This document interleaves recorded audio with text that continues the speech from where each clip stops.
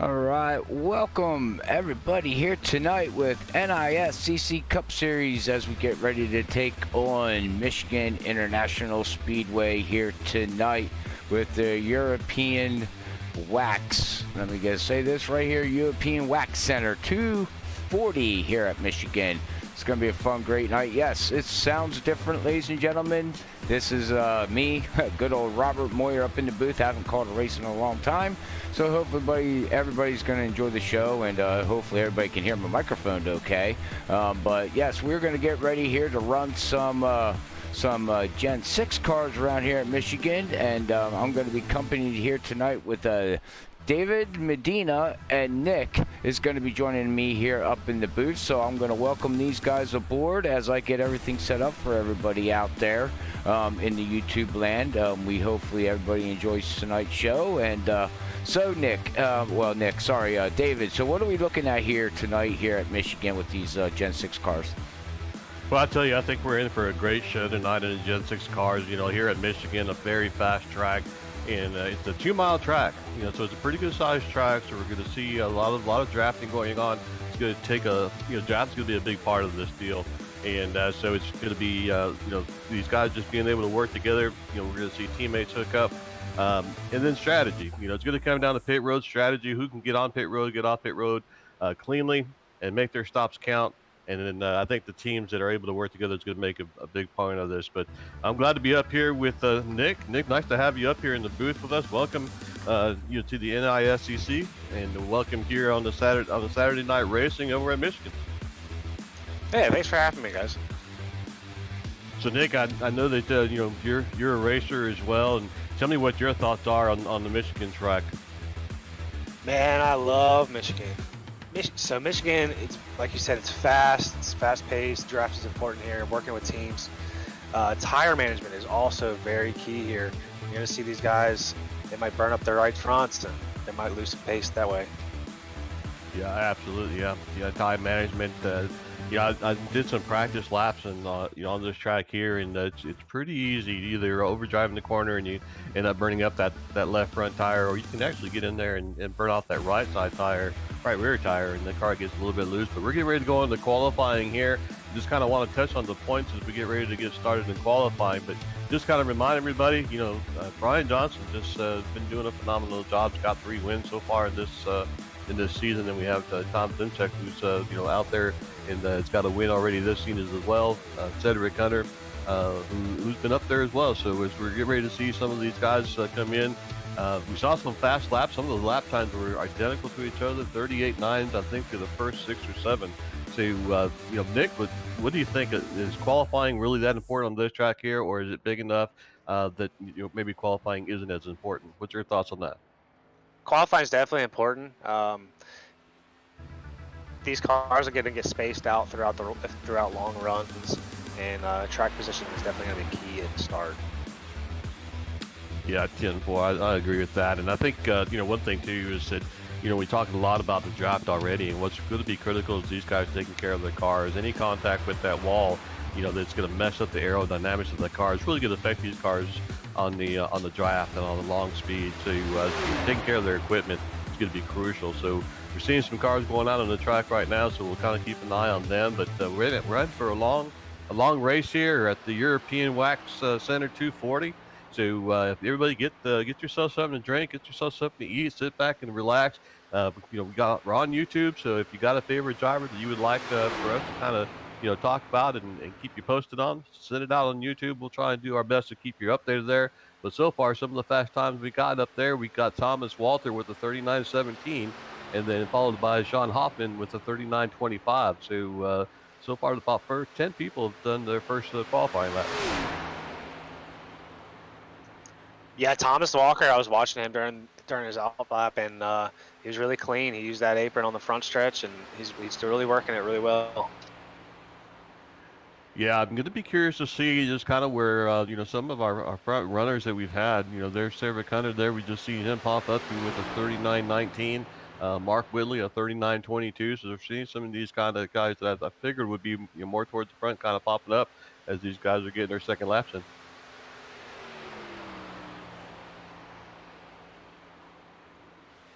All right, gentlemen. All right. Well, okay. Well, got my stuff all set up here as we're watching Zach Hall head on around the track here right now. Right now, sitting in P16 right now at the 39.76. But during practice there, guys, we've seen a lot of like the top 6 cars were basically smacked on top of each other's with 38s. What were they, around 38s? 38 nines. Nines, yeah, top 6, 38 nines, and you could tell that was in the draft because right now these guys now are running around 39 ones. Got a 39-1 there from Cedric Hunter, Thomas Walters there, Walterman. Let's see here, it's a 39-1. Tom Simchek just puts up a 39-2. So, I mean, this field, from what it looks like here in the scoring pylon, guys, there, David, it looks like it's going to be very, very close.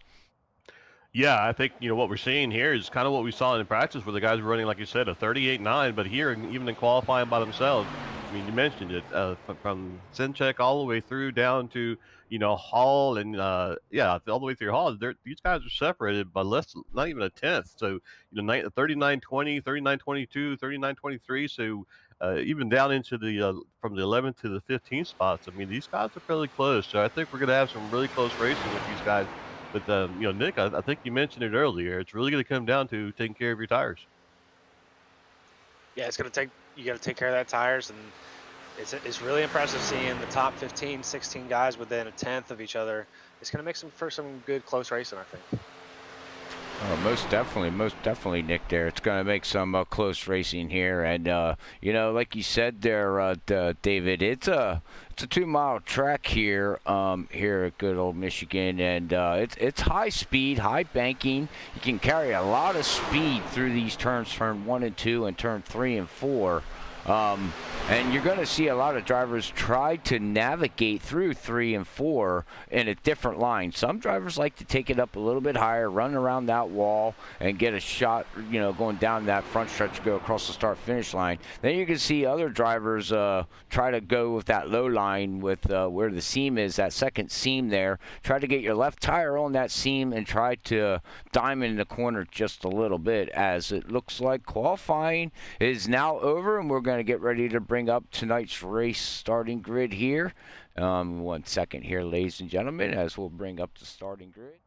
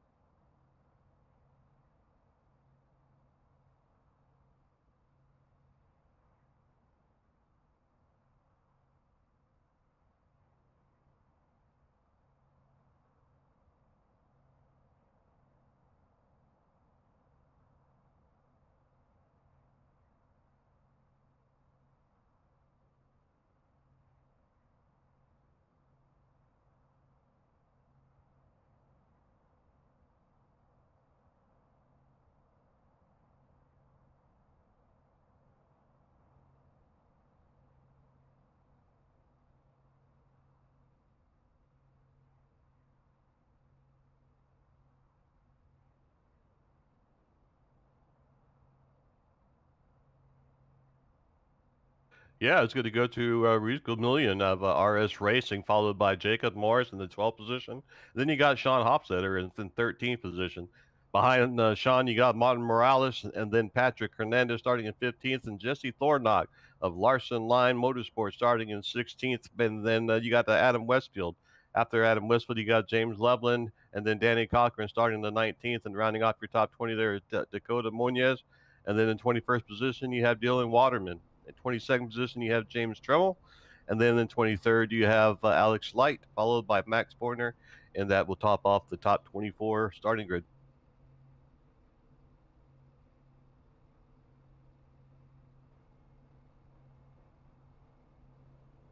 Yeah, they let me sneak in and run a few practice laps.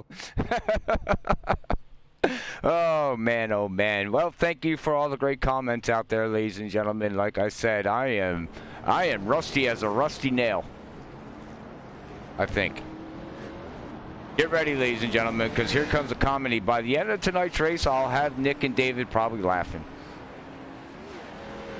I think we're already there. I don't know. Yeah, well, sorry. Hopefully everybody enjoys the show here as everybody's starting to pack house out there on YouTube, starting to tune in there. So, like David said earlier, if you're just tuning in here tonight, if you got a favorite driver you'd like us to try to latch on there and talk about a little bit, I know we got some fans out there for... we got Mark Whitley. We do got some fans out there for Vincent Sora. Who else do we got out there? We got a lot of people out there, actually.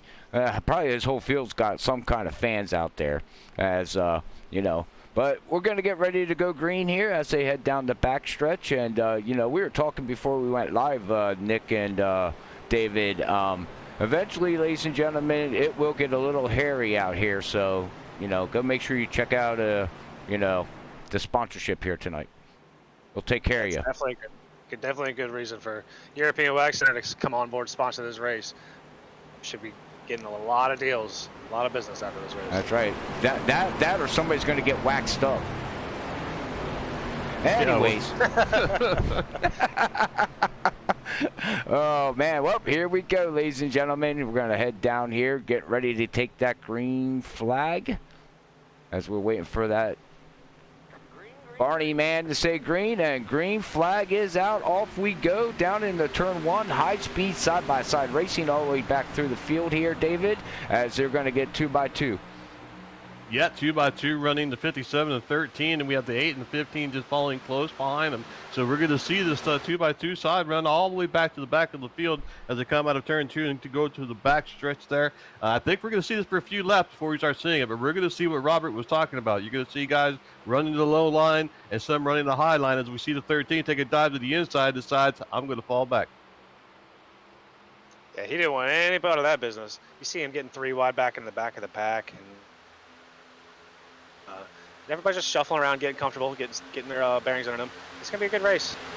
That's going to be a good race, as you can see here. Like you said there, David, you know, you're going to be looking at the next couple laps here, these guys here, until the tires start to get heated up, get the pressures built into them, and they get side-by-side racing going on here. You know, and be able to spread themselves out a little bit and get a single file here, as we do got a battle for the lead right now here, as Vincent Sora says, I'm not wasting no time here. I am going up here in the front here in that Sora Performance Ford machine, and he just shot out like a cannon going through turn 3 and 4 there. Yeah, and he decided to use that low line to go ahead and you know, make that pass, and did a phenomenal job down there, because it's real easy for that car to get loose down there on the very low line. But he made it working. But we're seeing these guys just that pack. We're talking about the draft earlier at the broadcast, and we just see how the draft was able to close up on him as number 8 Tom Simchek is able to fall back behind 15. That is, looks like the 8 that might get a nice little run on the 15 and coming down the backstretch. He's going to drop below. See if he can clear him on turn 3 and 4, and he does. Hey, clears him down 3 and 4. Brian Johnson's going to peek his nose under there with the hood of Cedric Hunter on front of him. They're trying to poke down into 3 and 4 to come across the start-finish line and try to get a thing. Nope, just not enough. You can see how dominant that draft is there, David. I mean, that draft is just very, very... it's just intimidating. And what's this do to a driver when, you know, is this fun for a driver to be able to race like this? Because, you know, as a race car driver, you want to race against your competitors, but at the same time, it's got to be nerve-wracking. Yeah, I tell you, it is a lot of fun, especially when you're on new tires and stuff. It's a lot of fun. You can put the car pretty much anywhere you want to go. But when they get lined up like we're starting to see here, the outside line starting to line up, this is where it becomes challenging as a driver, because it makes it difficult to pass. Because everyone's in line, you're going to have to dive down. But if you dive down and you don't get clear and you don't find a spot up in front of that car you're passing, you're going to get freight trained. You're going to get freight trained by several cars. And so you're going to see these guys right now, it's not that bad because they're on fresh tires, but as the time goes on, you know, they're going to need to be able to dive down, get the clear of the car they're passing, and drive back up in line. You see the 28, he got back in line. And when you're stuck on the bottom, it's like Robert said, it's very intimidating. You're down there, you're all alone. All these cars are flying by you. It's all about timing and where you can jump in the line. Most of this race could be about patience, I think. Yeah, as we are watching right now back through the field, as Jonathan in that number 21 machine there, he was fastest in practice here, and now he's back here running in 9th position right now with Sean, and who else has he got? Jacob Morris back here running, and then we got the 19 of Patrick there in the MSI machine there. It's just, yeah, you guys don't know this, and maybe the fans do still remember this a little bit from when I used to race, kind of a little bit. I try not to talk about what I would do, but this is one of my favorite tracks. I've always liked the way this track raced. I was always good at this track. But like we said, it's just hair knuckling, trying to figure out how to pass somebody, because like you said, David, you know, you want to get a run, and you can get a great run going into the turns, but just right there shows it on the 66. Look at the momentum that Jonathan just did. I mean, you just set sail and just fly right by him as you know, we got Gregory Shaw down here in that 66 DoorDash machine. He is stuck on that low line, and it reminds me of Talladega or Daytona, you know, but vice versa. Normally you're on the bottom passing people. Here, people are on the top passing people. Yeah, absolutely. That's a great point. It's like a reverse of Daytona or Talladega. You know, here, like you said, everyone's running the high line, but, you know, we just watched, like you mentioned, the 66. He lost, you know, 6, 7 positions.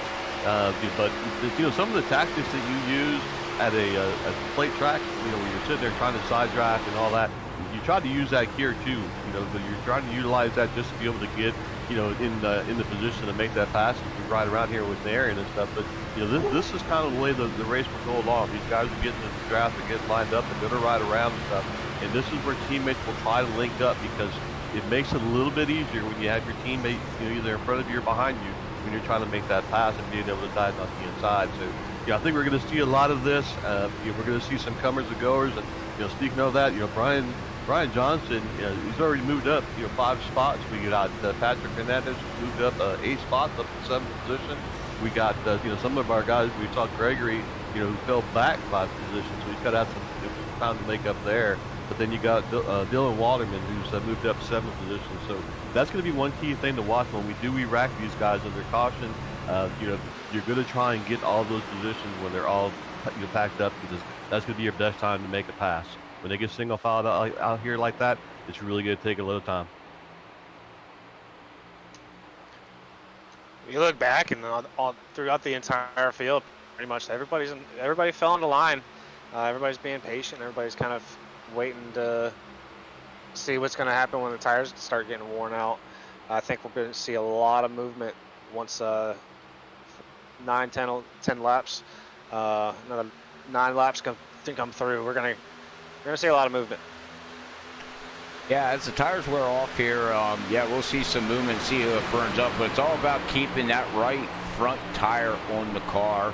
I know you want to keep the right rear tire on the car, but you really don't want to push it too hard going into the turn. And how these people push it too hard and start burning off the tires after a certain amount of laps here, you know, as we're staying under green flag, is you get that draft, David, and you get behind somebody, and you're like 5, 6, 7 miles per hour faster than that car in front of you, and you go into the turn, and the momentum, you might get off the gas sooner, but the momentum of the draft is still sucking you until gravity grabs a hold of that car and says, oh, nope, you're going to go up towards the wall. As we've seen that 24 there get a little bit loose, so it looks like he might have scraped that outside wall there a little bit.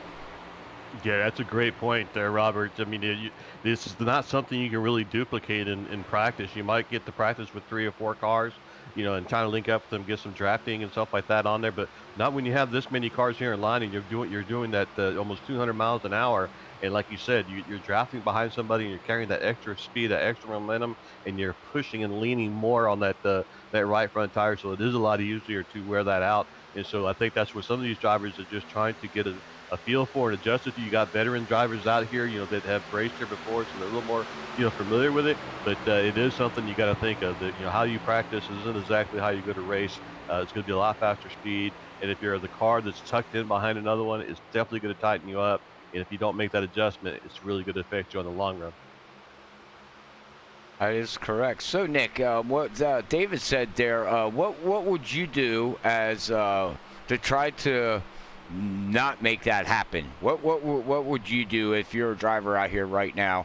What would you do to try not to make that happen? Would you back it up a little bit more, or would you try to try a different driving line maybe so you can get out of the draft a little bit?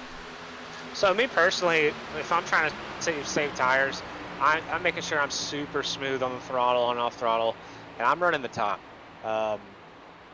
You might carry more speed around the top, but you're not turning as sharp. It's the longer way around the track, so then you got to worry about fuel mileage. Yeah. At the beginning of the race, my whole plan of every race is how do I make my tires last? How do I save that right front? And usually it's by racing the top. All right, well, that's what Nick would do, but man, right there, David, man, we seen Danny Cochran, man. I thought he was going to take a 3 wide there going into 3 and 4 there. He had one heck of a momentum run. Yeah, he had just a great deal of momentum and had a place to take it, as we saw him just get that great run, and fortunately he was able to have a place to go, and everybody was able to stay clean. But just a great run by him, and we see him now just going ahead and moving on. Now we see the 21 just Pittman moving on against the 24 there. So some of these guys, see Sean Huffstetter there getting a run on the inside of the 21. So these guys, working that draft. We're still seeing some guys still struggle on the inside. Inside the 15 laps to go here, and Tom Simchek still running the lead. Brian Johnson running in second place. Vincent Soraya in third, and Thomas Waterman fell back a little bit. He had started off on the pole there, and now he's back down to 4th position. And then you got Aaron, who's gained up 5 positions there. So we still got some loopers here early on, going on to 16 laps. That is correct, and we do got stage racing coming up here. I do apologize. I did not look when they're having their stage. I'd have to look that up. I do apologize. I'd have to find that. But we do got a stage coming up here in the top 5. As we all know here with the NAISCC Cup Series, top 5 get points from 1st on down to 5th. Get points. So right now, like you said there, running in 5th place is going to be Aaron Karalik. And then you got Thomas running there in the 57 machine, down 3 positions, running in 4th. We got Vincent Sora right now, up 1 position, running in 3rd. Brian Johnson up 5 positions right now, running there in 2nd. And Tom is right now leading the race. Now, it took a while for Tom to get a victory. He finally got one, but it took a while. He went into a rut there for a while there, David, and he was fighting some battle and trying to finish races. He would have good runs, and he'd be in the top 5, and then it'd come down to the end of the race, and then carnage would hit him, and it would hit him hard. Yeah, he definitely had some tough breaks, and I'm sure, and being in that kind of situation, and myself and Nick, I don't know if you have been in that situation. It can be very frustrating as a driver and stuff. But he's been able to keep his composure and keep at it, keep steady, keep plugging along and make it happen and stuff. So just kind of touching on the stage break, we'll have a stage break at lap 45 if we don't have a caution between before then. But the stage break is scheduled for for lap 45 here. But we're sitting here watching the 28. Going around and having a good race so far, but Adam Westfield, just continue to just put laps in, and just got to be able to keep his head down and make something happen here.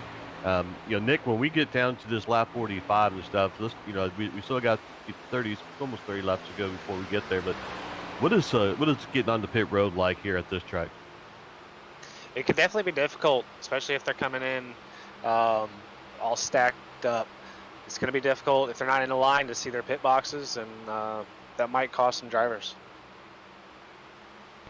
As we are watching Mark here, Mark has fallen back here too. Here, David, looks like he's down 5 positions, but we also, I just seen in chat here, apparently Zach Hall missed the grid. Not sure exactly what happened to that 32. Our own Zach Hall has lost. Yeah, he's way back. Like, I guess, he's got to do survive another, 15 laps here? 25 laps. Wow. Do you think he's going to be, excuse me, do you think he's going to be able to stay on the lead lap here, David? Yeah, it's definitely going to be a challenge for him, but, to be honest with you, if he does, Maybe he'll be the first car, a lap down, and that stage break will help him to get back on, on the lead lap. So, we'll have to see how it plays out for him. Definitely not the way he wanted to start this race off, but the fortunate part, there will be a stage break. There will be a chance to re-rack him, and we'll see what he's able to do to get back up front. Well, just to bring up a little bit of a history here with Zach Hall, he did it at Auto Club, and he turned around and won the race. So this is by far out of Zach's norm here of doing this. We've seen him do it before, and I wouldn't be surprised if he did it again. Yeah, I tell you, that there's somebody that can work a strategy and make that happen. It's definitely that guy. He's already proven it, so I'm sure he's not sweating it too much because he has done it before. But I'm sure he's got that in the back of his mind. Yep, and he did that also too on fuel mileage too at Auto Club. So he was way in the back, and then because he fell into the back, almost went a lap down, or I think he did go a lap down. Then he played the fuel mileage game. I don't know how he did it, but he did it. I got to give him props on that. But second, too, we got Brandon Colley out there was letting me know that Cedric Hunter's down 20 position. He is the biggest dropper of the field here right now, gentlemen. And I'm not sure exactly why he fell all the way back. I do got a funny feeling there's a reason behind this, what these Cat 5 drivers do. They play the mind games. Sometimes you think that they're struggling, and then towards the end of the race, they just come out and they smack you in the side of the head and say, look what we did. Yeah, sometimes on tracks like this, we talked about there's a lot of drafting and stuff like that. And so, kind of like Daytona and Talladega, some guys might opt to go ahead and drop back a little bit early, just to be able to stay away from any potential carnage and stuff, knowing that they're going to get re-racked under the caution at the end of the stage and stuff. So, like you said, a lot of mind games. These guys, they work so many different strategies, and they're so really good at putting strategies together that work out for them. And this could be very one that they're doing now is let's go ahead and roll back. Let's make it through the first stage, and then we'll get re-racked and then try and work our way back to the front. That is correct. So what are you seeing out there right now there, Nick? Anything interesting that you'd like to talk about there, sir? Just to just 1 second there. Sorry, I didn't mean to interrupt you, Nick. Just to let everybody else out know there, welcome Nick to Freaky Fast Broadcasting. Ladies and gentlemen, this is his first race here at Freaky Fast Broadcasting, so please be nice to the guy. If not, he'll come out and smack you with some wax. All right, go ahead. Thank you, Robert. So I'm just watching Zach Hall. He's running by himself, and he's running about 2 to 3 tenths. I'm sorry, slower than the rest of the field, and that makes me want to start thinking about his fuel mileage. And the fuel window here is going to be 40 to 45 laps. With him not running a draft, he might not make it on fuel till the end of the stage. He might have to short pit the stage, and that might make it interesting for the stage restart as well. Oh, very good point. Very good point. I mean, we'll have to see how that all plays out here, because I know Zach Hall does know how to save fuel. He's pretty good at it, but also like you said, David. The other thing that comes down to that too is that he's not in a draft. So these guys here, you can save a lot of fuel when you're running in draft, 75% throttle. Things like that. So, and this is what this race is starting to shape up to be. But don't expect this all race, everybody out there that is watching, because we've seen week in and week out, run up to the stage, caution free. We run through the middle of the pack of the race, caution free. We get to 15 laps to go, and carnage happens. Before we know it, we got cars all over the place, cars flipping over the fence, and it's just all over the place. So trust me, this is far by not being close to even being done yet. Yeah, absolutely. I think, right now everyone's just getting a feel for the track, running around, putting some laps down, and just getting a feel for how their cars, where is it going to handle the best and take care of their stuff, get through the stages like you said. But yeah, once you start getting closer and closer to the end, that's where the intensity level starts rising up. And I think, after we get that stage break and we get these guys relined back up, we'll probably see the aggression level raise a little bit more at that point, because, if that is the last caution, that could be the last chance you have to make a whole bunch of passes on guys, while they're all together and stuff, but I'm a big fan of stage racing. I think it just adds a little bit more excitement to the racing and stuff. And Nick, I just wanted to get your take on what your thoughts about stage races are. Stage racing is a lot of fun. It's an opportunity to win bonus points. It's an opportunity to bunch the field back up in these long green flag tracks, especially when you have a bunch of really close, clean racing throughout the entire race. It kind of gives the drivers a break. Gives them a time to, okay, let's breathe, let's calm down, let's recoup. And it gives those drivers that maybe got into some hairy situations or some carnage to where they can kind of reset and kind of get themselves situated again. Very, very correct there, Nick. Stage racing, some people like it, some people don't. I like you said, big mile on the tracks or over, like 1.5, 2.0s or bigger tracks. Yeah, it bottles everybody back up. But at the same time, you're out there racing. I've always said it's a 50-50 thing, guys. Say you're the leader and you're out there and you got 2, 3, 4 second lead over the field. You worked your butt off to get that far ahead. You saved your stuff just to have the field come back to you. For what? What was the point of trying to race? So it's a 50-50 thing. I get it. It brings the action, and that's what people want to see. And we try to, that's in real life or even in sim racing. You want to bring that the excitement, to the racing and everything, as we do here at Freaky Fast every night, except for when I'm the lead commentator. I don't bring excitement, so but I try. I think you do a great job there, Robert, bringing the excitement week in and week out, and almost every night of the week from what I've seen. So we all appreciate what you do here. But I tell you, 31 laps into this race here, we're just watching these guys. Vince Zarate is still hanging on to the lead there, and we're seeing Tom Sinchek and Johnson and them just kind of going for it. You see Walker moving up, so things are starting to pick up a little bit as we're getting closer and closer to the end of that stage. But these guys really haven't pulled away. If you look at the top 7, there's not a very big gap. I mean, from sixth position to 8th position between Cochran and Morales, it's less than 0.2, 0.3 of a second difference from them. So from the leader to the 8th position is 1 second difference. So that's just how big this draft is done, and these guys have done a great job in staying into that draft. And so we got another 13 laps roughly before we get to that end of the stage and stuff. So Nick, do you think we'll see these guys start pushing a little bit harder before we get to the end of that stage? We're definitely going to see some more lines getting used, because you got to remember, as this race goes on, that bottom line is going to come in as the tire wear is going to go up. That bottom line is going to form rubber down there, and it's going to get more grip down there. So you're definitely going to see people start running the bottom more, and it's going to be interesting. Well, like you said there, yeah. I mean, look at Vincent Sora. He fell back to 3rd position, and now he's back up into the lead here. So, I think what he did was he fell back a little bit, saved a little bit of tires. I'll tell you, it's a chess game out here right now with these top 7, 8 guys right now here. And you noted on it, David. You got 8th position, about a second behind here right now. And here at Michigan, a second is not far behind.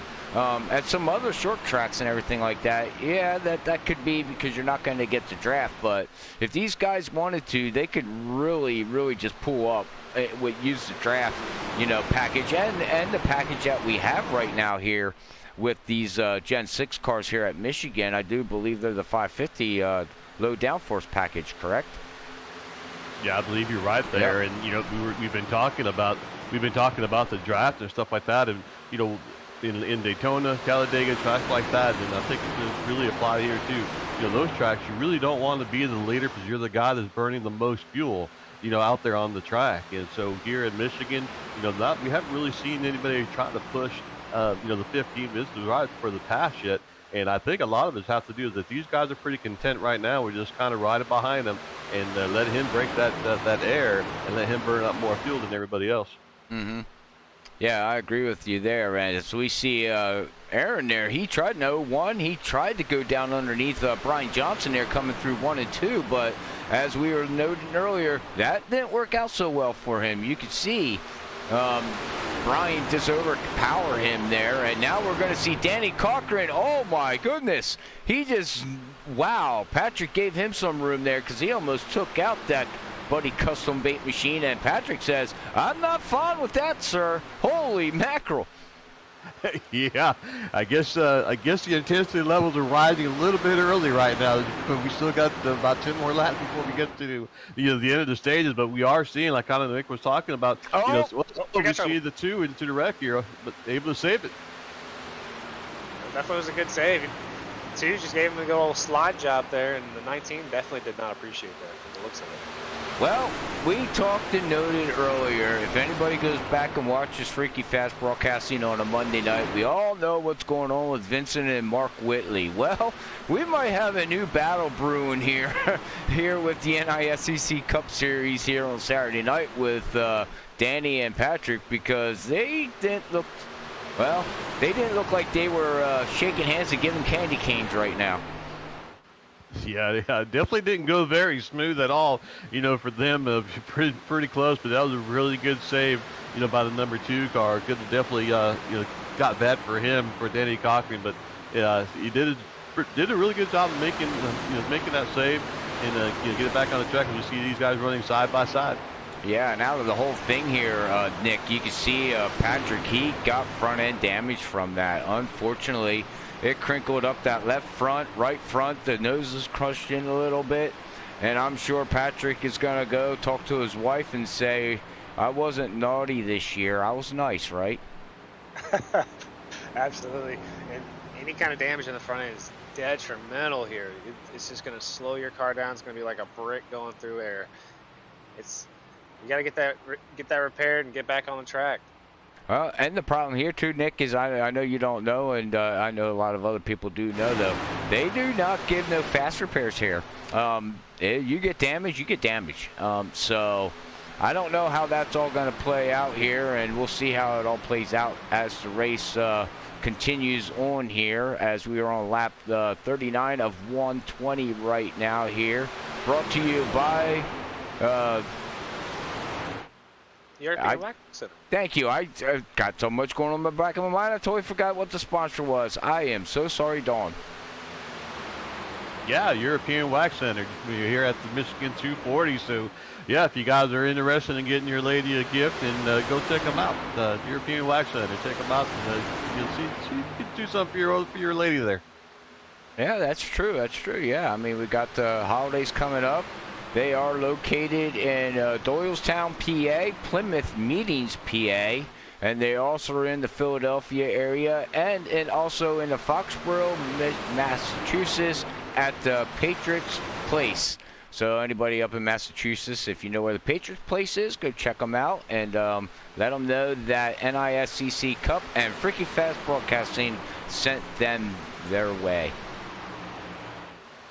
So here we are, 40 laps to go, or 40 laps into it, 5 laps to go, and we still see, this is Soraya and Tom Sinchek just right there, bumper to tail on there. So those guys are holding pretty close. But I tell you, keep an eye on that number 20 of James Trumbull. He's up 15 spots, so he's having a good run so far for him as well. And we're seeing, the number 1 of Aaron as well. He's up there, so.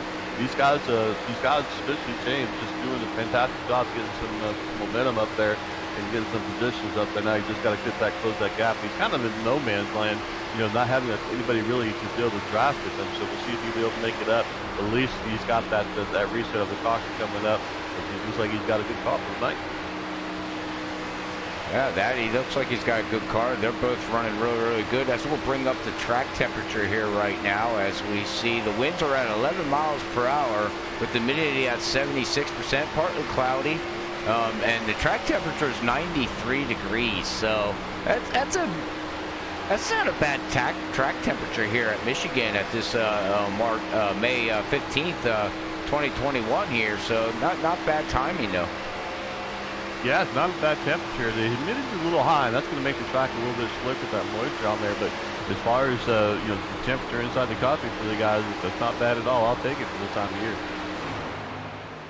As we see right now, as we've got the 23 of who is that? Sorry, dude. Here, Morris there battling, and we got Aaron Adams now, Westfield here. He's going to come into the picture here and try to work his way up through the field. He's now running here in 7th position. We haven't talked much about him. He did miss last week's race at Watkins Glen, so he hasn't had a top 5, I don't believe, all season right now. And if he can pull out a top 5 or even a top 10 here for Adams, would be a great run here, David. Yeah, it definitely would be, and he needs to just have that opportunity to put it all together, keep his car clean, and be able to make it to the end. As we saw his car get a little bit loose there. Fortunately, he didn't have to chase it too far up the hill as he had cars on his outside. But we're coming to lap 45 here, so we could be getting close to the stage entry. So we'll come up here to the front, and we're still all top 5 on top of each other right now here. And Sean Hustufler is having a great run in that 94, up 8 positions right now, running in the top 5. He would be the last driver right now that would get stage points right now, but he's got Aaron in that 0-1 right behind him, and you can see how much he caught him going through 3 and 4 there, but he just didn't get the run coming off of 4, and it looks like he's just going to settle right back out there in the 6th position here, as this is lap number 45, and we should see the yellow come out next time around here. So Vincent Sora right now would get the max points in the stage points here. And then, yeah, Brian Johnson, Thomas, and Sean would round out your top 5. Yeah, so something to take a note here is that, all the cars up front have made it, or will be making it, I guess a predict in the future here, will make it through lap 45 without having to come down pit road and stop. So, their window could be closer between 45 and 50 laps. So we'll have to keep an eye on that during this next stage. Yeah, very interesting call there. Very interesting call there, David. As stage break is out, as Vincent Sora is going to bring home the stage win here tonight. Congratulations to Vincent on getting that stage, 5 points extra. And then you got Brian Johnson's going to finish here in 2nd with Thomas, and Sean is going to round out your top 5, like I said, the previous lap here. But this is good for Vince and, Sora there, David. I know, Nick, you're still learning the drivers and exactly what's going on in the league, though. But, Vincent has great runs every week and just seems not to close out the deal. He's always finishing 2nd, 3rd, 4th, out inside the top 5, but he can never get that win, and he hasn't got a win yet. And if you want to know who has won, look on the side ticker there. The drivers that are highlighted in blue means that they already got a win in this league and locked themselves into the playoffs. As long as that they're in the top 20 in points, they are locked in. So you got Zach Hall, you got Tom, and Johnson right now are the ones that are locked in to the playoffs as of right now. Yeah, and Robert was kind of talking on what you were talking about there. Being able to get, for Vincent Zarada, being able to get those 2nd places, 3rd place finishes and stuff like that. Those are all good. They're motivating and you're happy for them and stuff. But sometimes you get frustrated when you're just not able to seal the deal and get to that next step to be able to get that win and stuff. So I'm sure right now he's pretty happy with leading the majority of the first stage of the lap, but he knows that he's still got some work to do here in this race. He's going to want to get that win. And so, we're going to see these guys coming down pit road. But no mistakes here. He's just got to take care of his equipment, keep doing what he's doing, and hopefully get a shot to get his win. As it looks like pit stops are opening up here. So with that being said, ladies and gentlemen, we're going to take a quick commercial break here very shortly. As they are coming down, they're going to get their pit stops done here on lap 48 on this stage break. So we will be right back after this quick word from our sponsorships.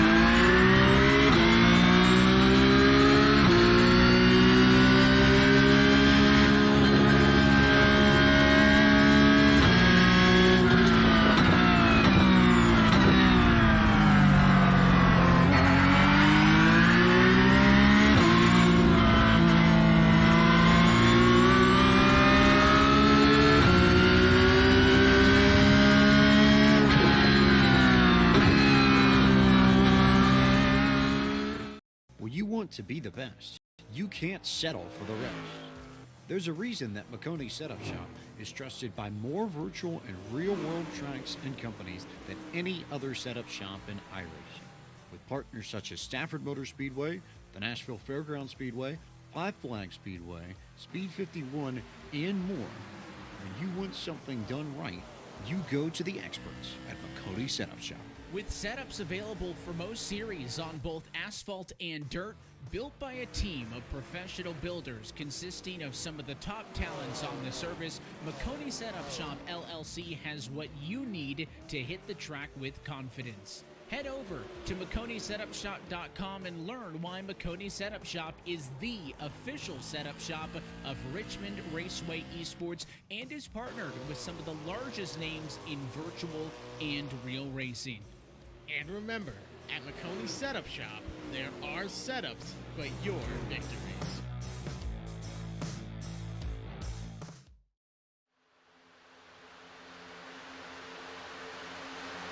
All right, we're back after that stage break here on lap 45. We are now on lap 50 of 120 here with the NAISCC Cup Series. As we see Vincent Sora, everybody's got fresh Goodyears, full tank of fuel right now. We've seen them go 45 laps there, David. I wonder if they can go between 45 to 46 laps. So if that's the case, what would you do? Split this next stint in half here? Because you're not going to want to run another 45 to close to 50 laps. That's going to put you right around 100 with 20 laps to go. You're not going to want to do that. You want to try to maximize the most out of your tires, correct? Yeah, I think so, and I think we're already seeing some guys kind of playing some strategy, as we saw, Vincent Soraya, just kind of, move out the way or throw up a little bit and let Tom Simchik in front of him and stuff. So I think that's just an idea of, him trying to get that draft to try and max out his fuel and stuff. But yeah, I agree.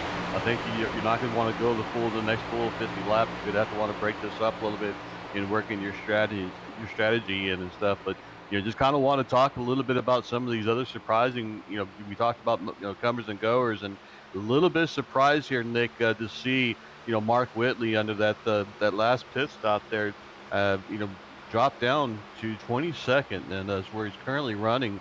Not really sure, what happened there, but a little bit surprised to see him back there. Yeah, it's definitely a surprise. As you can see, the front half of the pack has pretty much gotten to the single line again. The back half is kind of spread out. It's definitely going to come down to fuel and who's going to take that second. I think it might have come to a two-stop stage.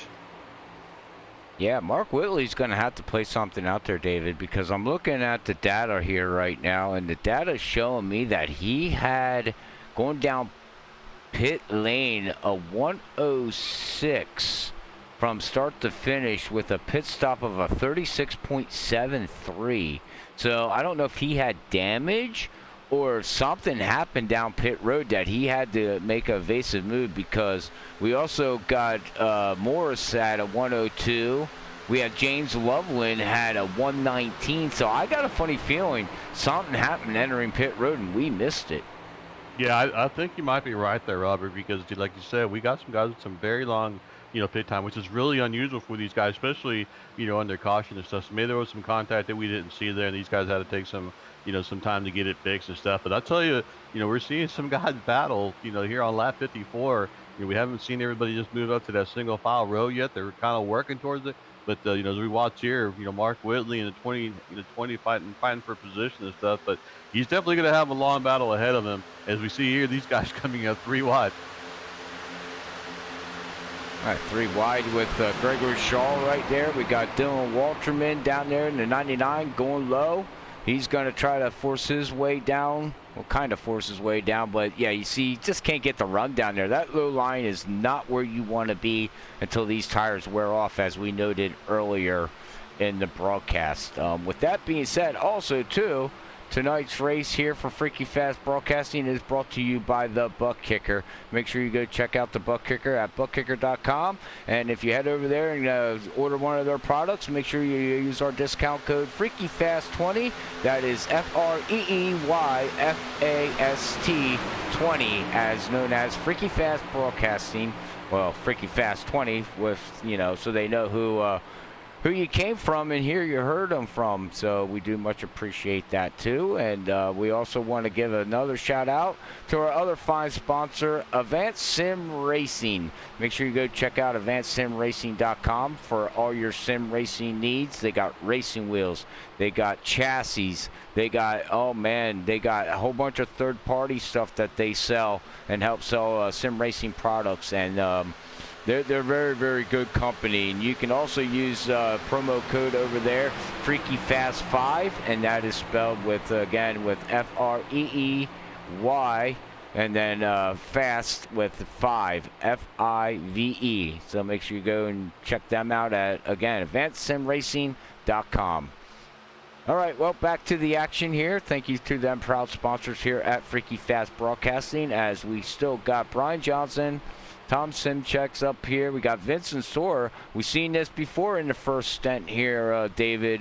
You know, he was up there. He led a couple laps, and he fell back to third position. But right now, he's fell back all the way to fifth position right now here, as we do got the 44 finally got by him. And there's another driver we don't talk much about week in and week out, you know, having a decent run, but yeah, he's having an excellent run here in that 44 machine here tonight.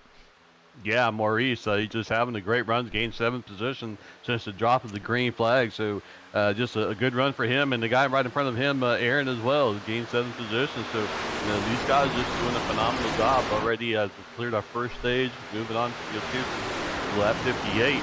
So yeah, good to see him up front. Like I said, not some names that we get to mention very often, but it's very good to see him, you know, running up front here. And you know, just kind of looking at Adam Westby. We were talking about him a little bit earlier as well. He's up 10th position, but Dakota Munoz is, you know, he's up 12 positions. But one of our biggest movers back there in the 11th spot, number 51, is Max Forner.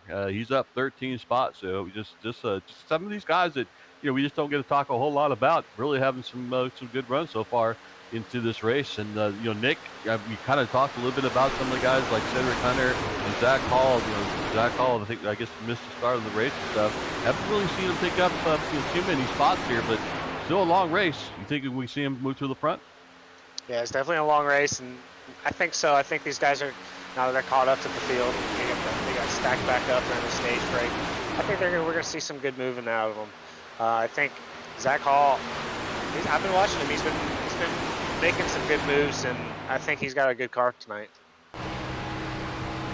As we ride along here with Max, like you were saying here, yeah, he's having a great run. Yeah, Zach Hall back here, that's still shocking though, seeing Zach Hall back here in 22nd position here. But again, we noted earlier here, David, you know, I'm just thinking in my head, you know, lap 60 of 120, they went 45, almost 50 laps. I would imagine it to get the max, you're going to look over between lap 90.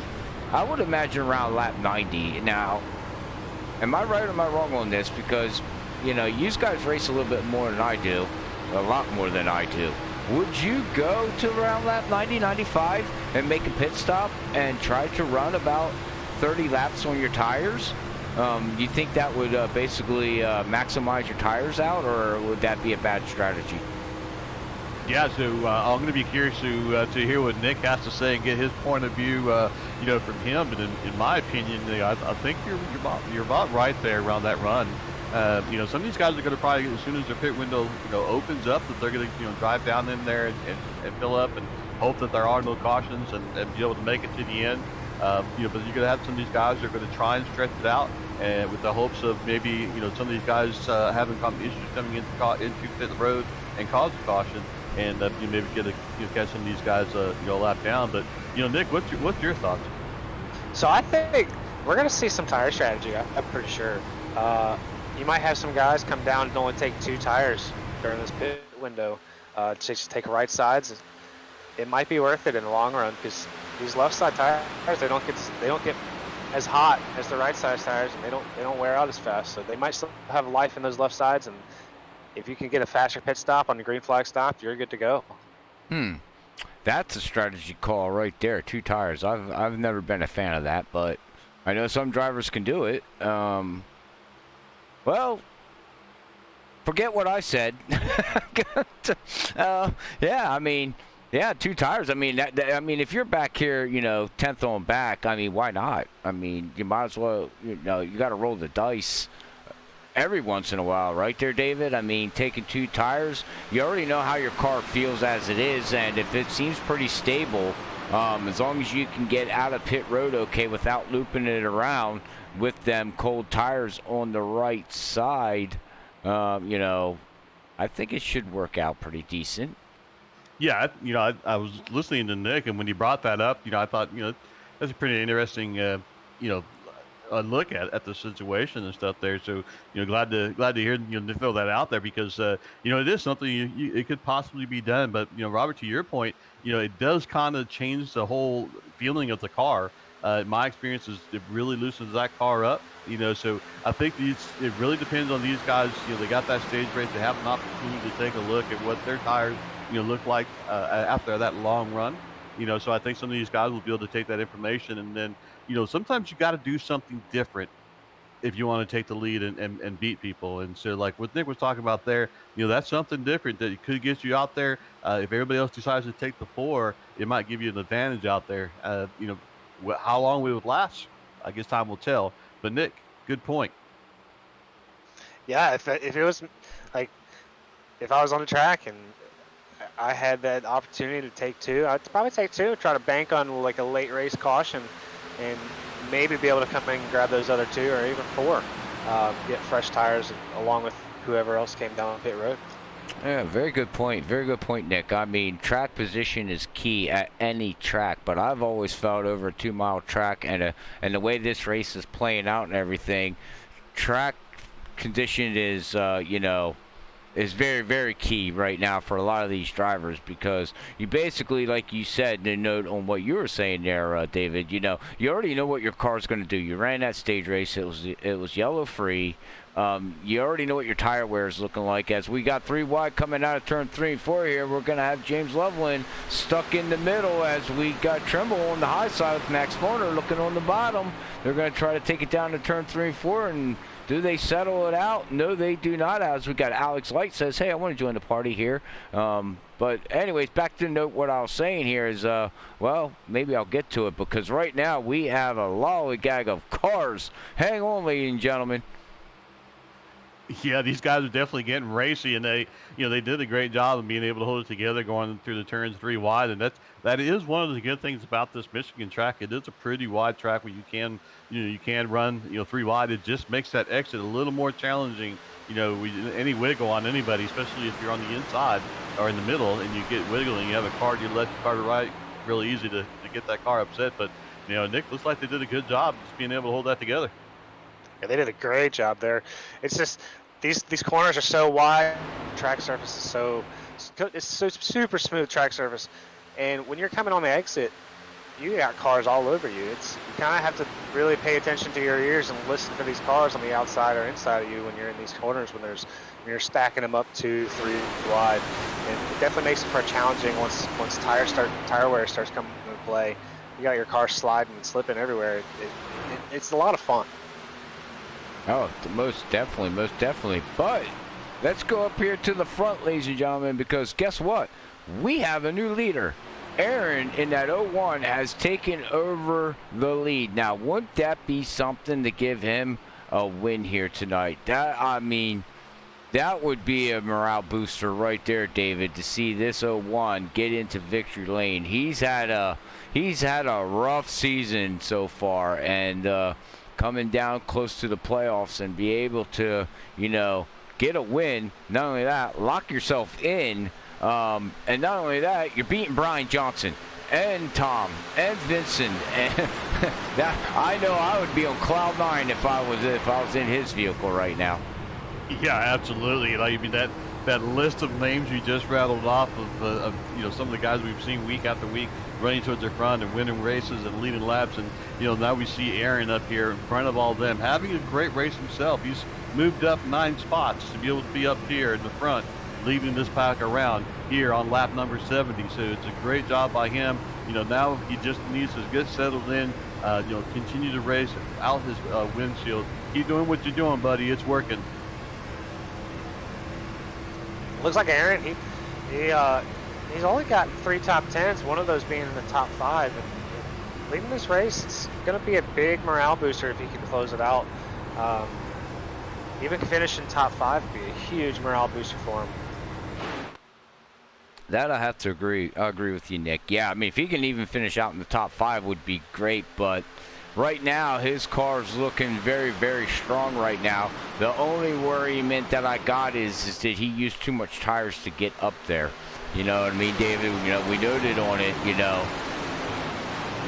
you don't want to use and burn up your tires too fast here, because then the field with a second behind can just draft right up against you in a heartbeat, as we see right now. Look at second, third, and fourth position just get pushed as they have Vincent Sorer right there on Tom. He just shoved him right into turn 1 and 2. Yeah, that's a great point. I mean, that's something we talk a lot about in our races. Is and I think Nick mentioned it earlier. Taking care of your tires. You got to take care of your equipment. And so we'll see over the next several laps.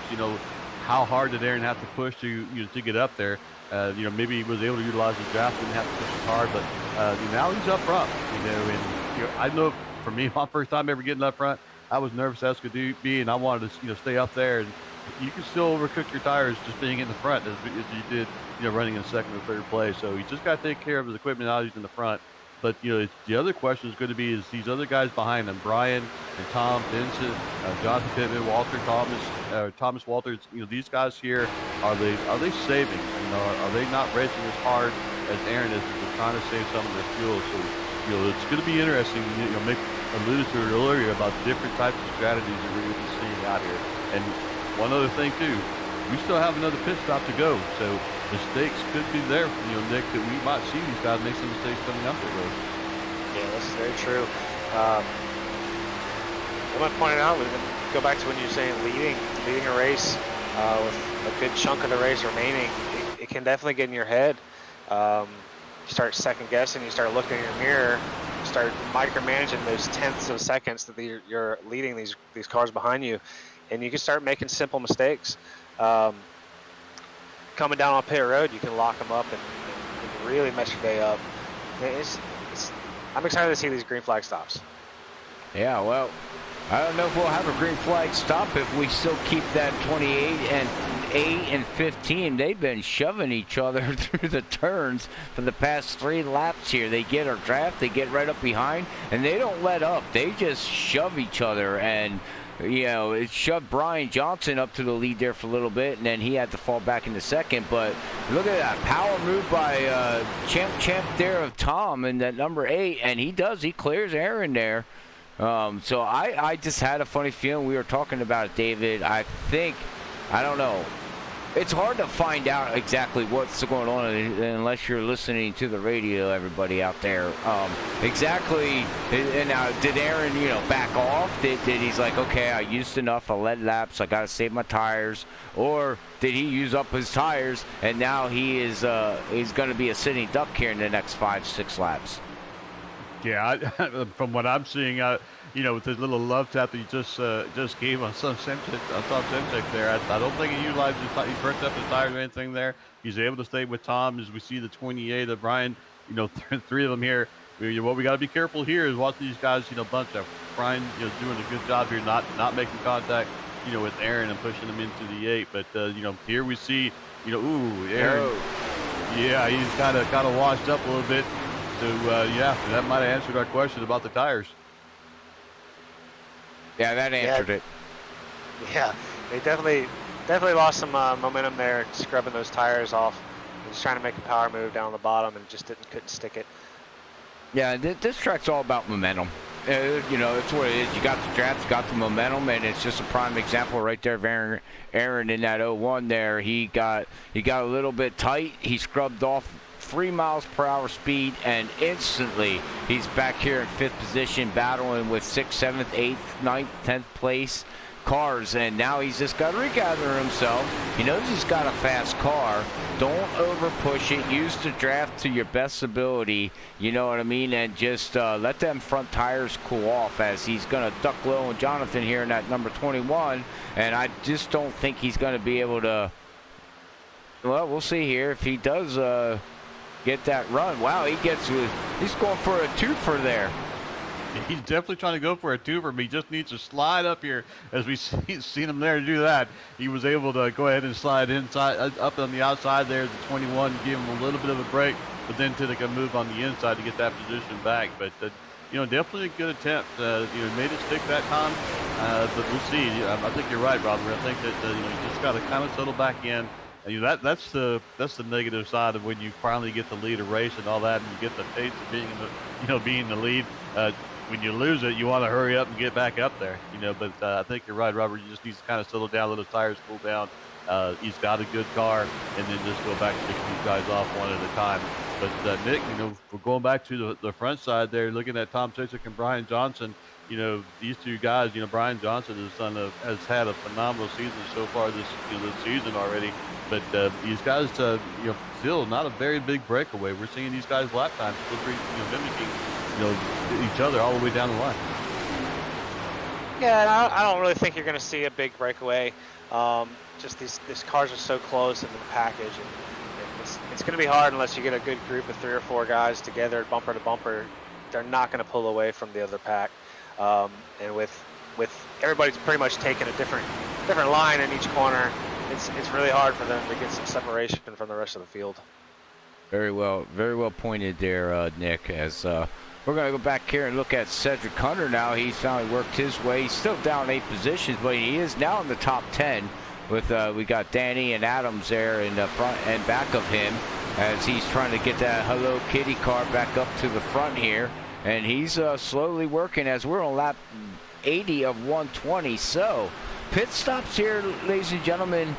I would imagine here in the next 10 laps, they got to be opening up here for some of these guys. We're going to have some takers come in, and I do believe it's going to be in the back of the field here with, Mark Whitley, as we did get a report there out on YouTube from his sponsorship there of Harpoons Designs.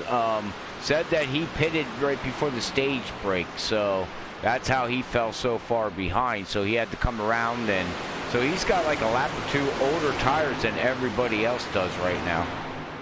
Yeah, and I think it just goes to show we know how good Mark Whitley is, and we know how good Cedric Hunter and Zach is, and all them, and yet they're still running where they're running towards the mid, lower back part of the pack. It just goes to show how hard it is to pass here. Everyone's drafting, everyone's staying in line, and I think it just kind of confirms just how hard it is to get around. As we see a car coming down the pit road here, the 32 decided to coming down the pit road to get some new tires and fuel. Well, we just talked about it, Nick. Pit strategy, pitting early. Well, right here's your taker. Zach Hall says it's time to come in. He is going to go and see what he can do. And as long as this stays green, I don't know if this will all play out with him, because fresher tires are better than older tires. But it all comes down to is how far can he get out when the rest of this field, his in-lap and out-lap. And what I mean by that, ladies and gentlemen, how long did it take him to get into pit road?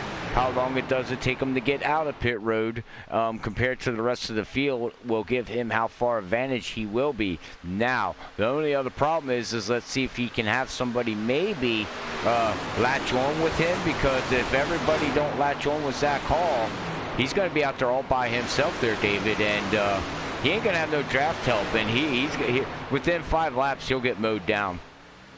Yeah, but we're starting to see Cedric Hunter just came down pit road as well, so it'll be interesting to see if this kind of starts the cascade of drivers coming down pit road. So we'll keep IR up and all that and see how that plays. But yeah, this is one of those things that it's kind of risky to go ahead and be the first one to come down pit road. So we'll have to see how it plays out for him. At this point, he's got fresher tires. He'll be able to make up some time. But yeah, in the long run, could end up hurting him. Is he able to get a big enough, distance on the guys where it doesn't hurt him that bad? So a lot to play out. But Nick, strategy. We're going to start seeing these guys play it out. Yeah, it's going to be fun to watch. And Zach Hall, with him hitting short, it's going to be interesting to see if he can get that lap back once these other drivers are. They've pretty much put a pretty good gap on him. He's got fresh tires, so he's going to be able to carry more speed. But when they start pitting in, is he going to be able to get that lap back and get around him again once they start coming out of pit road. Well, exactly. I mean, and that's where the in lap and the out lap really comes into play here. It's like road racing or endurance racing. You're in lap and you're out lap, driver change and things like that, even though we don't have that in NASCAR. As we see the rest of the field coming in here, we got Thomas, Adams, we got Jesse, Dakota. They're all pitting right now, and you can see the difference. Where I was going to get back to here is look at the difference in just how Zach's just flying through the field. I mean, fresh tires versus old tires. He's a good, well, let's see what he is actually good at here. And lap time wise, his last lap was a 39.7 to the leader's 40.9. Like, that's a whole second faster, almost 2 seconds faster than the rest of the field. Yeah, I mean, you were talking about, it's just hard to pass on this track, but what we're seeing with Zach is that everybody's running the high line. Well, he's taking those new tires and he's running around the low line where nobody is at, and he's passing. We saw him pass 3-4 cars in a row, back to back, just because of the fresh tires and being able to run a shorter route around the track and stuff. So he's putting those tires to work right now. As we see him catching up to that number 13 car. Well, this all works out too. What I was going to say here, Nick, when he exited, he needed a draft partner. He needed somebody. He couldn't be out there all by himself. It won't work that way. They would have just freight trained him, and like I said, 5 to 6 laps with fresher tires against the whole field. They would have went by him, but now he's got his teammate Cedric Hunter, which pitted a lap later than him. It all balances out now, and these two here can hook up. And I don't know if 2 cars can still hold off the pack of fresh tires, but this could be a good strategy call, maybe to get at least in a top 10, maybe a top 15 finishing position here tonight. Yeah, I think they're doing good. They're making a good strategy call there. It's going to be really interesting though later on the race with him running so hard on the bottom on those fresh tires so early. Once we start getting on these older tires again, is he going to have enough to kind of hold off these guys if they cycle through and he gets up in the front of the field? Oh, good question. Well, only time will tell, ladies and gentlemen, so stay tuned. I do like to say thank you, everybody out there, for tuning in out there. We do got great viewership out there. If this is your first time here at Freaky Fast Broadcasting, as we are live on iRacing Live page and also here on YouTube, give us a like and let us know that you're enjoying this content. And if you do enjoy this content, make sure you give us a subscribe. And also, I just wanted to give a shout out to Zach Hall and everybody in the team that here at Freaky Fast of what we have coming up here very shortly. Here after the holidays, I'm going to give a shout out to everybody that goes back and watches this replay or watches this live. We do got a charity race coming up here brought to you by Freaky Fast Broadcasting. We do got a 6 hours endurance race at Daytona International Speedway for juvenile diabetes. All that information is linked on our Facebook page at Freaky Fast Broadcasting. That event will be ran January 6th. January 6th at 8 o'clock when the server goes up. So if you want to, support juvenile diabetes, make sure you go and check them out and give them a donation. And also, if you want to race in the 6 hour endurance race broadcasted to you by Freaky Fast Broadcasting, make sure you go over there, and all the link in the descriptions are in that post, and you're more than welcome to come and join and have some fun for a good cause there, David.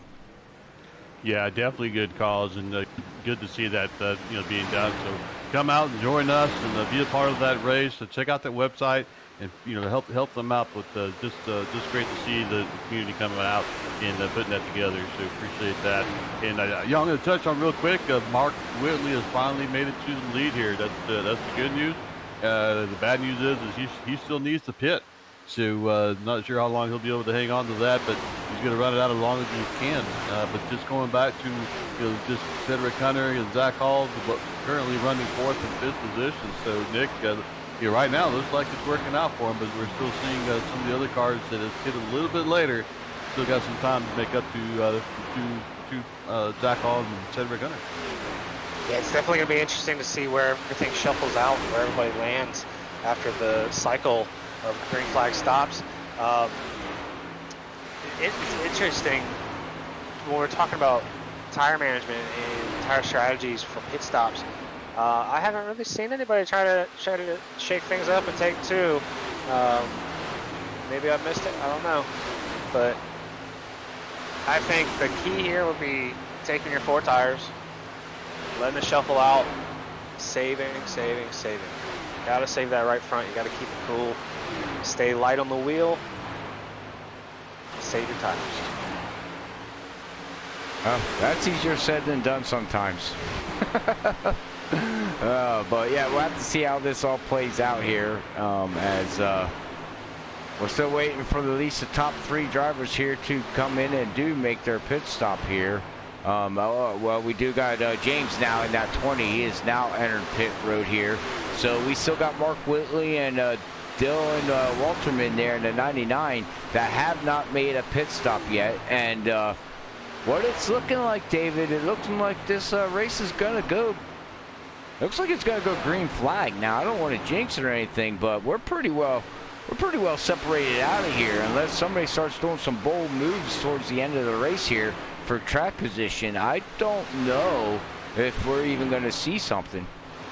Yeah, Robert, you definitely said it out there. You know, we try to stay away from that yellow flag word out not there, my fault. but you put it out there.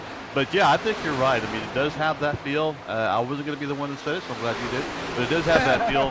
But these guys have spread out. It's the most spread out we've seen them so far. You know, so we could be in for that final run without any caution at all. And the only caution being, you know, that of the stage break. You know, so definitely going to see how how it plays out as we see Mark Whitley coming down to the pit road to get his last set of fuel and set of tires there, Nick. Yeah, the field being spread out like that, it's going to be crucial to hit your marks and to save those tires. Again, we keep talking about tire management, being smooth on the wheel.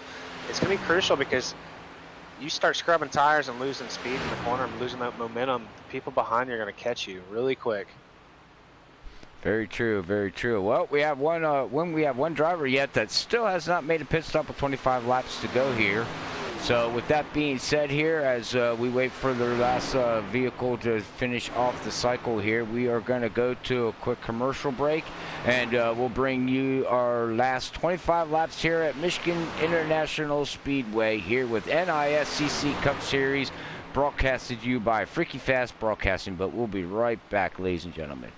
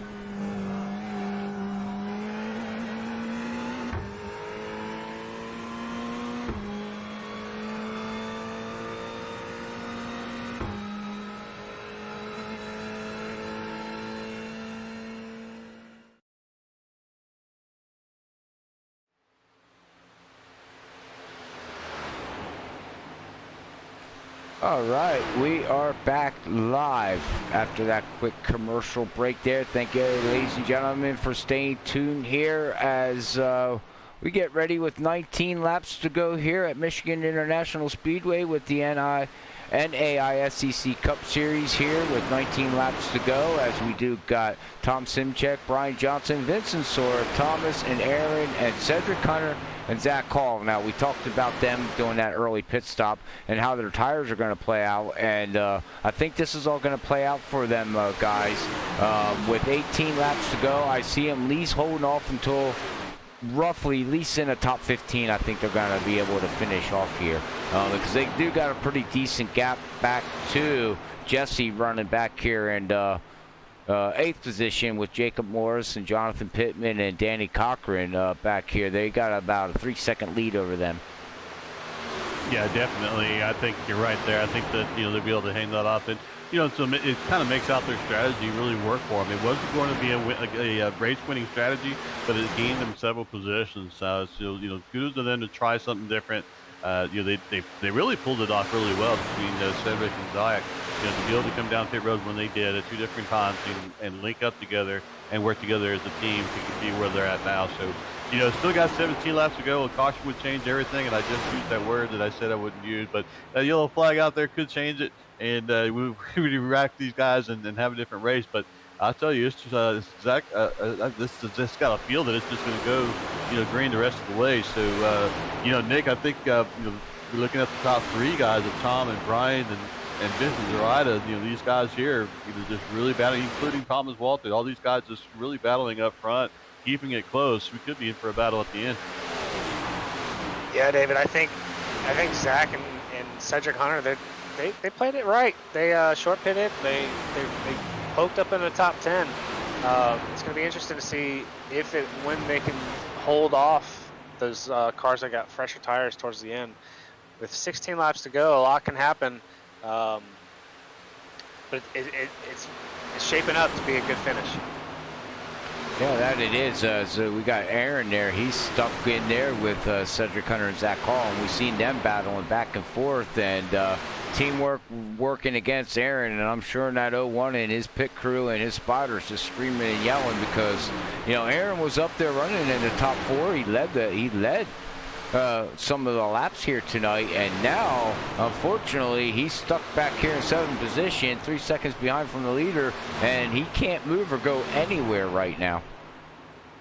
Yeah, he really is just going to need to latch on to these guys, stay there. It's not quite time to try and make those moves and stuff. So yeah, he's just got to settle in and take this race for what he's got outside his windshield. And don't make this situation any worse. He's got 2 fast guys in front of him. Stay in line, see if he can't close up that gap. But coming to 15 to go, just want to give a shout out to our 8th position car, Danny Cochran there. Up 11 spots, followed by James Loveland, who's up 9 spots in the 9th position.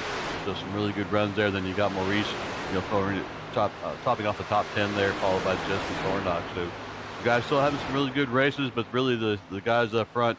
These Tom Simchek and Brian Johnson, we know how fast Brian Johnson has been.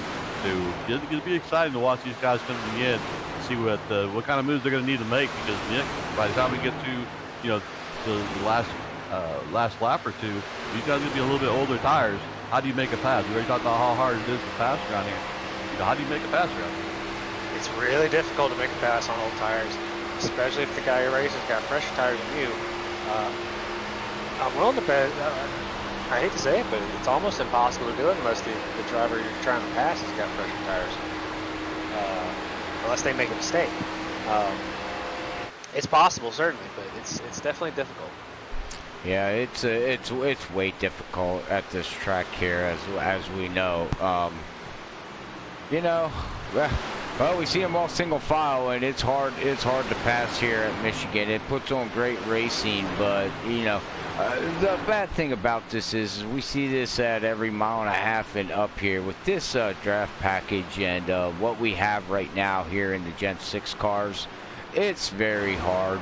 It's very hard. It doesn't matter if we're at Michigan, Daytona, Talladega, Auto Club, Charlotte.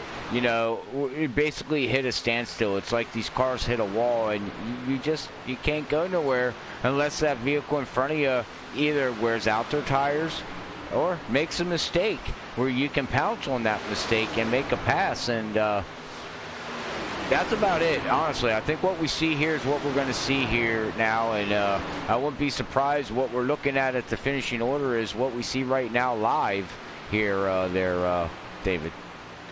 Yeah, but you know, I'm just thinking too. I just kind of looking at the front three guys, and you know, if I was in the race, which car would I want to be right now? And I think I don't think I'd want to be Tom Sinchek right now. I think Brian Johnson might be in a good position because he's got Vincent Zarida behind him.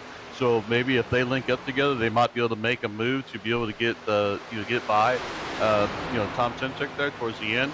You know, or we could see, you know, what we see in Daytona and Talladega is just, you know, these guys just spread out three wide and try to get the best run and try to make the pass for the win. Yeah, I think my money's going to be on Vincent. He's running third, and he's just got 1 and 2 in his eyes.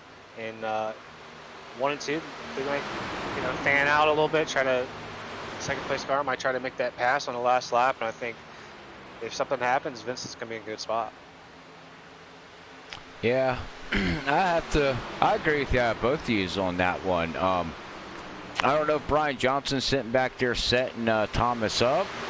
Is Vincent going to work, you know, with Brian Johnson? What does Thomas, you know, in that 57, what does he do? He's having one heck of an excellent run here tonight. Here at Michigan International Speedway for him and himself. So, you know, we got 9 laps to go, and it might come down to the point where these guys are thinking, you know what, there's no point in racing hard anymore. We got 9 laps to go. I'd rather finish in 2nd, 3rd, and 4th for the points than take the chance of gaining 1 point for one position. We're getting close to the playoffs now, so these guys got to start looking at the big picture and start looking at, okay, I got this many laps to go, I got these many races to go, I got, you know, I'm good at this track, I'm not good at this track, I'm mediocre at this track, I need to work on this track, and then they, you know what I mean, to make it into the playoffs. So there's a lot more than just worrying about winning the race, you know, here tonight. Yeah, Robert, you're right about that. I think when you get to this point here, I think it's one of those things that's really hard to remind yourself of big picture racing. But you know what, you mentioned earlier just about Walter, you know, coming into this picture. We can't forget about him because if the guys in front of them do decide to get a little racy, if they do make contact, then it could allow Walter to go ahead and maybe move up a position or two, or maybe sneak off a win. You know, so but you know, these guys might be very content, like Robert was saying, to say, hey, look, we've had a good race. If I try to make a pass and I don't clear it, I could end up losing 2 or 3 more positions. You know, so you know, Nick, you being a driver, you know, what's your thought process on if you were in this kind of situation? You know, how would you try to play these last several laps? Honestly, that all depends on the background information. So Vincent, he's yet to win a race all season. He's got that hunger for it. He's got that he's got the itch. He's finished in the top 10 and top 5 all season. This might be his shot. This might be his chance. He's got them within the grasp. Me personally, if I hadn't won a race all season and I've got the chance, I'm going to go for it. Very good point. I mean, yeah, for Vincent sitting in that 15 machine there, sort of performance Ford, Mustang. Yeah, good point. I mean, he has a shot to get a win here. He's got a shot to finally beat Brian Johnson or Tom. Yeah, I'm not going to disagree with you on that, Nick. And you're right too, David. You know, it's hard to think about the big picture. As you're a race car driver and you're out there racing, you don't think about, you know, point-wise, you know. Some do, some don't. You know, maybe you know, you sit back there and you hope that Brian Johnson tries to start working, you know, down low on Tom, which, you know, these two up front here, first and second position here, if they start getting side by side, that can open up the door for Thomas or Vincent to maybe pounce on it, maybe take it 3 wide, maybe something bad will happen. You know, we hope not, but, you know, it's all about, I don't know, man. Good point. I don't know. Yeah, you go ahead, David. I don't know what you got. I was just going to say that, you know, in NASCAR, that's where you usually have those spotters in your head and your crew chief in your head to kind of remind you of those big picture things. You know, here in the sim racing, you know, we don't have that. You know, we don't have that calming voice to remind us of the big picture deal. So when we put this, you know, when we get in our cockpits and we start racing and we see, you know, this opportunity to maybe sneak out a win, and you know, like Nick was saying, for Vincent, you know, maybe to have an opportunity to get his first win. You know, we'll have to kind of see, you know, because it's really difficult to do that. But we're coming, you know, 4 laps to go. These guys are still, you know, less than a second of each other. So we're going to find out what these guys' game strategy are. But I do have to say that, you know, Zach Hall and Cedric Hunter, you know, did a phenomenal move. They're still racing in 5th and 6th position there, Nick. So it was like their call was a pretty good call. Yeah, they're doing a great job. I'm still interested to see how much their tires fall off here towards the last 3 laps to go. Looks like they're catching up to that front pack a little bit. I just constantly thinking about their tire wear because they're on significantly older tires, 3 to 4 laps. That's a big difference here in Michigan. 3 to 4 laps could be a matter of 2/10, 3/10. That's huge.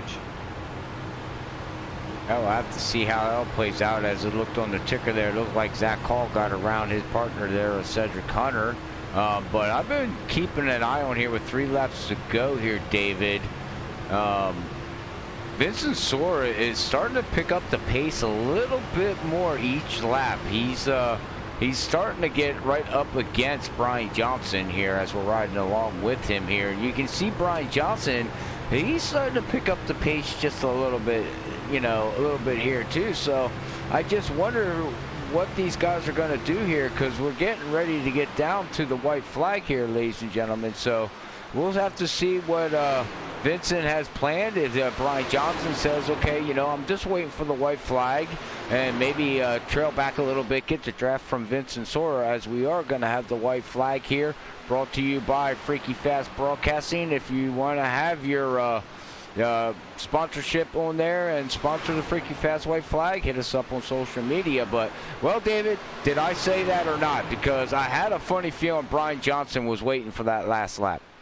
Yeah, he definitely was trying to make a move there. You know, I think you're right. I think he was just trying to size up how he's going to be able to do it, when he was going to get his run. But unfortunately, he just wasn't able to, you know, to clear Tom Senchuk. And then, you know, we saw him, you know, now it's dropped back and Vincent looking on the inside. So this is where it's going to get interesting, as we see now Brian Johnson coming back, going 3 wide here, coming towards the end.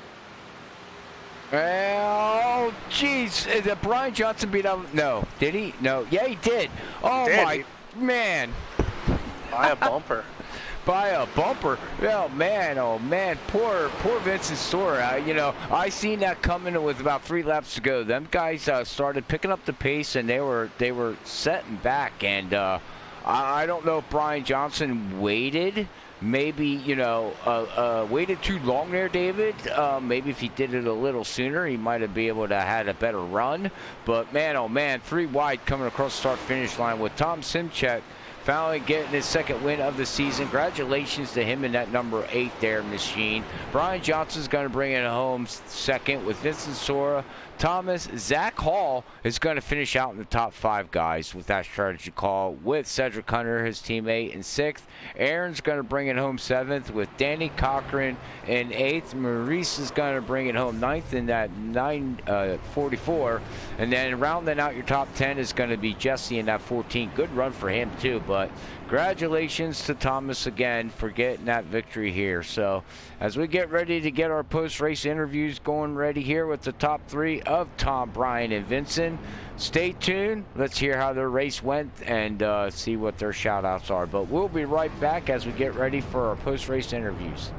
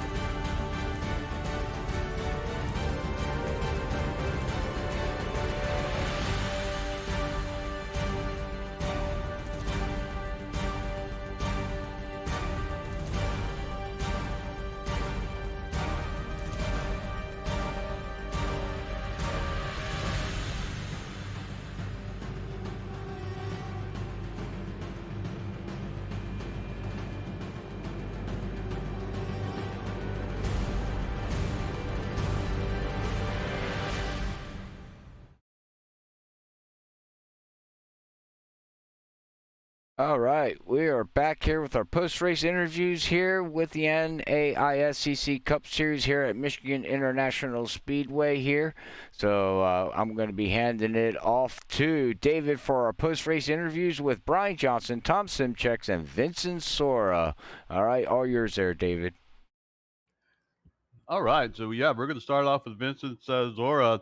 Vincent, our third place finisher. So Vincent, you got a copy. Yeah, I hear you guys. Vincent, what a great race you had there.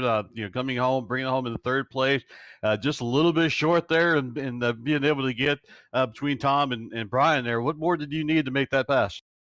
I don't know, honestly. Just maybe a different package. It's just really tough to complete passes in situations like that here and be able to set them up. Brian and I were trying to set something up for that last, whole 30 laps there. It's just super tough. You got to rely on the guy behind you, and you got to be able to give a push to the guy in front of you. And I knew Brian was probably going to wait until about the last lap, and he did. And I was able to close up to his back bumper just a little bit to get inside that little air pocket to kind of give him a shot of momentum into one. And I saw him make that move on Tom, and I knew I had to go with the run on the outside. And then I had a little opening going into 3, and I was able to kind of squeeze in between them two and get to Tom's left rear. But with just that low of an entry, I got a little bit tight center, and then we kind of went 3 wide there, and there wasn't much I could do. But I'll take P3 in the stage win. Really good points tonight. No drama tonight, which is always a good night for me. They're rare, but good night. So yeah, good win to Tom and good race to Brian. Yeah, absolutely. Good race for you as well. This is your 5th top 5. Just a little bit short of being able to get your first victory of the season, but your 5th top 5. So great run out there. And hopefully this you're talking about just a good points night. You've been climbing slowly but steady in the point standings. Sitting in 4th. What does this do for you? For momentum going into next week. It does a lot, because I think that might put me into, I believe, 3rd in points now. I think I might have passed Cedric, so that's pretty good. I like that spot that I'm in. Me, Tom, and Brian top 3 is is about how it's been all season. It seems like, so I'll take that. I believe next week is Las Vegas, and that's a really good track statistically for me. So hopefully I can get another good run and that win that's just kind of slipping out of my fingers week after week. Yeah, absolutely. Well, Vincent, just a great run for you. Congratulations on bringing it home P3, and good luck to you going into next week. Anybody you'd like to thank? Yeah, for sure. Everybody in the league, this was a great race tonight, caution free, other than the stage. So we love when that happens. Danny for the beautiful paint scheme, all my teammates out there. You guys for broadcasting, you guys do a fantastic job, and all of our sponsors. All right, Vincent. Well, once again, congratulations on P3. We'll see you next week. All right, thank you guys. Have a good one. All right. Well, that was Vincent, our P3 finisher. We're going to go ahead and move on and bring in our second place finisher, Tom Simchek, and have a little talk with him and see how his race went with him. Tom, this is Dave Medina up in the booth with Nick. You got a copy? Yes, sir. Man, Tom, what a race you had there, and just kind of want to talk about your race there and what you saw and what coming to this last lap. What was it like behind the wheel there? Yeah, it was. I knew that something was going to happen when Brian was kind of backing up at Vince a little bit. When he was backing up at Vince, he was hoping to get a huge shove, and I knew that it was coming for the last 3 laps. And then when I saw him go low, I tried to block him, but I wasn't going to block him to the apron. So I knew if I could get him low enough on entry and I could shoot back up and then come back down and ride the high line, I could kind of scoot on by him. But I'm thankful that Vince went with me up top and not with him on the bottom. Yeah, absolutely. What a great race for you. And you've had a fantastic season, so far this year already. Kind of talk about, now, with this kind of finish here and just the points battle that you're having with Brian and stuff. How's this going to, kind of carry over going into next week? Well, it seems like it's been carrying over every single week since Atlanta because I don't know if you were around for last season. It was not exactly my best wreck, bad finish wreck. Had to turn it around. But ever since Atlanta, I started to grow confidence. I know everybody hates the package, but I think the package is definitely something that I could excel at because I have a really defensive, fast line, I think. And if you could get by me, good. If not, I'm going to try and hold that outside on tracks like this. Well, absolutely, and just another phenomenal run you had today, and look forward to seeing you race again, next week and see what you're able to do there. But congratulations on the great finish tonight, and see you got any shout outs. Yeah, give a shout out to RS Racing, European Wax Center by Dawn Brindle. She sponsored this race. She's one of our family friends. She put the money to sponsor this race. She's also sponsoring next race. Shout out to you guys. Shout out to Carly Kachova. I told her I would give her a shout out if I won, and I did. So I'm pretty thankful for that. All right. Well, congratulations once again, and we'll see you next week. All right, buddy. Thank you so much. All right, and that was Tom Simchek there. We're going to go ahead and bring up our second place finisher. My mistake there. We're going to bring up Brian Johnson, the 28 car. Brian, you got a copy? I sure do. Well, I'll tell you what, you guys made that last lap very entertaining between Tom and yourself and Vincent there. We weren't quite sure how it was going to finish off, but you came up a little bit short on the last turn there. What do you think you needed to do to try to change that result and get that win? Well, not much really. Not in this, the package with the way this track is. It's really tough to make anything work. All night, the whole race, it felt like every time I went to go make a move on somebody or pass somebody, then 2 cars would pass me. So, I kind of got to be like everybody else. We'll just ride around for 119 laps and try something on the last lap. And yeah, I didn't get the push that I wanted from Vincent. It helped, but I figured, going into one's going to be my only shot. I got to try it. The worst I can finish in that situation's 4th. So I'm going to try it. And it didn't work. So I was like, well, now Vincent's going to have a shot at him. Maybe they'll door each other and go up the track and I can get around him. Or maybe Vincent can get his first win. But, neither of that happened. So finished where we ran most of the night, which was second, which sucks. But, it's a lot better than the majority of the field. So we'll take it. Yeah, well, you were just talking about that there as far as, whether Vincent was going to be able to get his first win if you guys made any contact or anything like that. We were talking about the same thing up here in broadcast, so it's really fun to watch. But, you still had a great race, started 7th, finished 2nd. This is going to be your 6th top 5. You got 3 wins for the season. You and Tom Simchek having a close race. Going into next week, you anticipate seeing some more close racing between yourself and Tom. Yeah, with the way the schedule is in the next few weeks, I think we're going to see that quite a bit. And so I'm just going to have to minimize the points that I lose to Tom before the playoffs start, because that regular season championship bonus point there is, well, bonus points is really good to have going into the playoffs. So, tonight lost a few points to Tom, but minimized it as much as I could. So we'll just be doing that for the next few weeks, and hopefully we'll be number one going into the playoffs. Absolutely, big picture thinking. That's good to see, good to hear. So, congratulations on the P2 finish there. Anybody you'd like to give a shout out to? I just give a shout out to you guys for putting on a great show as always, and then everybody that tuned in, the admins over here, and all the other drivers in this league.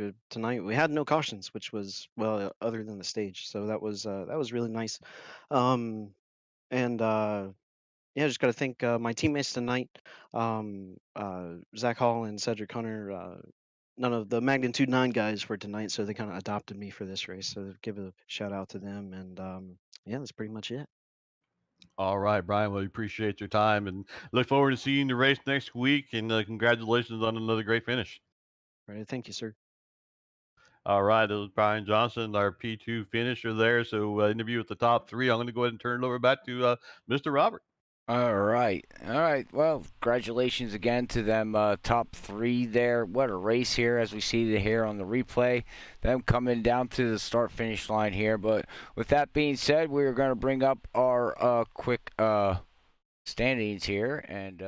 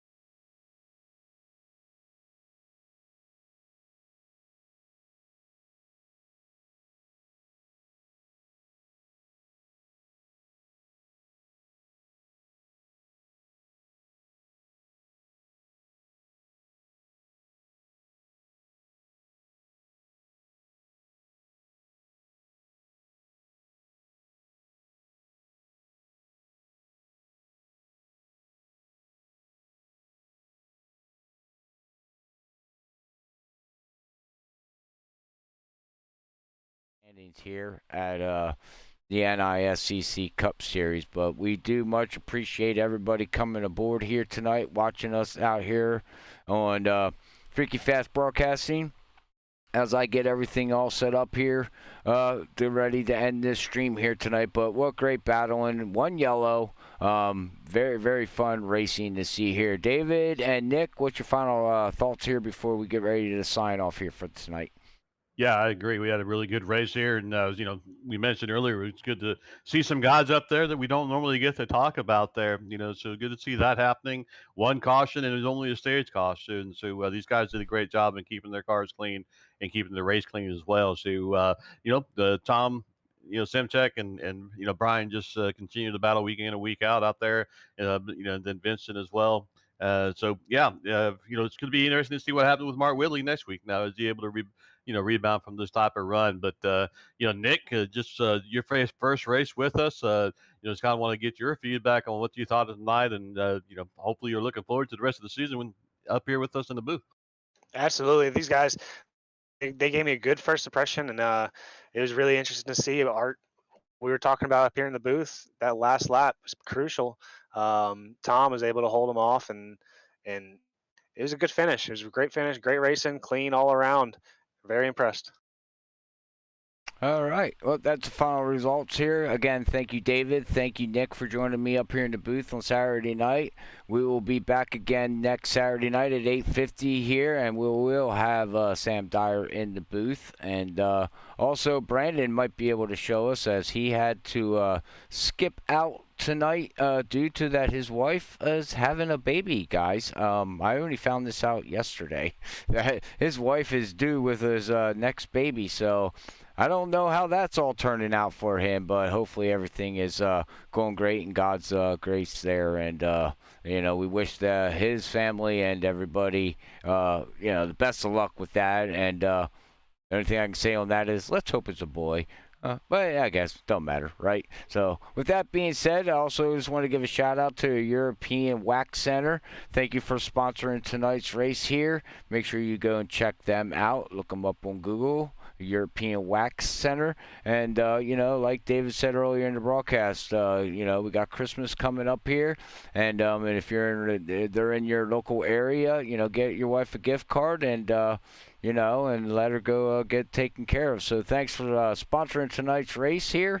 And also I want to give a shout out to the ButtKicker. Thanks for coming aboard all season and being a proud sponsor of Freaky Fast Broadcasting and also Advanced Sim Racing.